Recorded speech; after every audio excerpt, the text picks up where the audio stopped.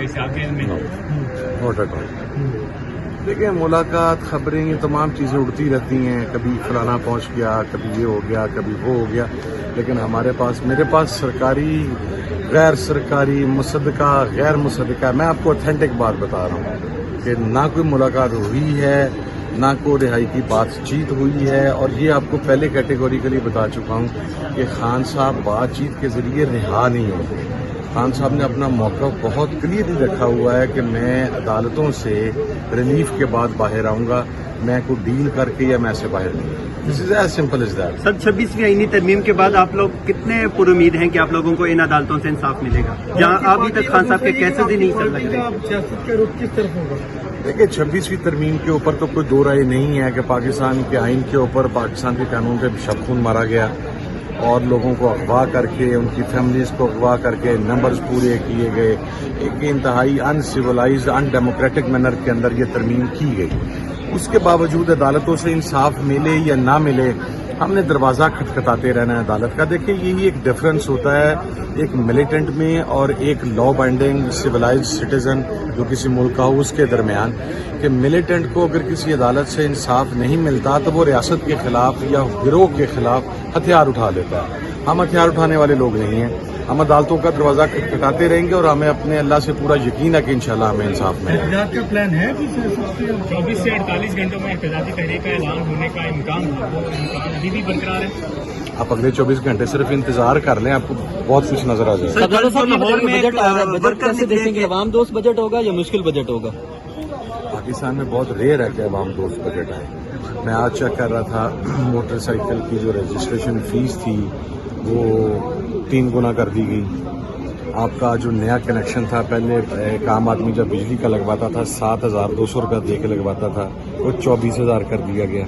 ठीक है, आपके हर सेगमेंट, आपका जो जिम्मेदार था, जो हम पानी के ऊपर सालाना अभियाना अदा करते हैं, वो 750 रुपये से बढ़ा के तो 2200 रुपये कर दिया गया।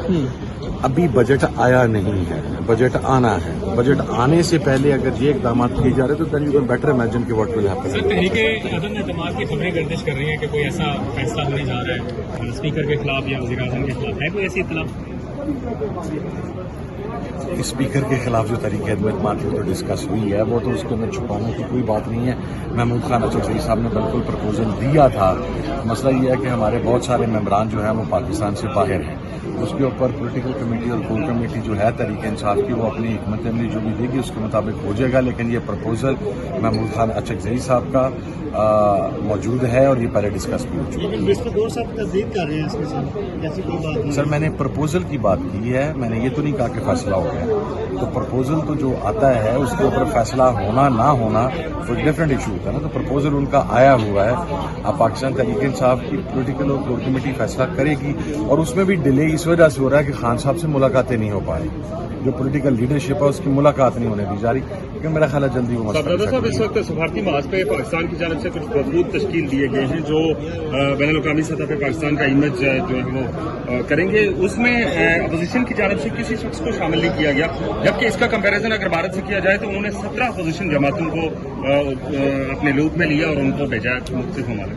जो लोग एहसास कमतरी का शिकार हों, महरूमी का शिकार हों, अंदरूनी खौफ का शिकार हों, फिर उनकी तरफ से यही होता है। उनके लिए कभी भी रियासती मुफाद बालादस्त नहीं रहा। अब देखिए, हमारी कितनी सख्त रिजर्वेशंस थी, लेकिन जो ही जंग का मामला आया, पाकिस्तान तहरीक इंसाफ हर बंदा जो है वोट के, और इसको फिर तस्लीम भी किया गया।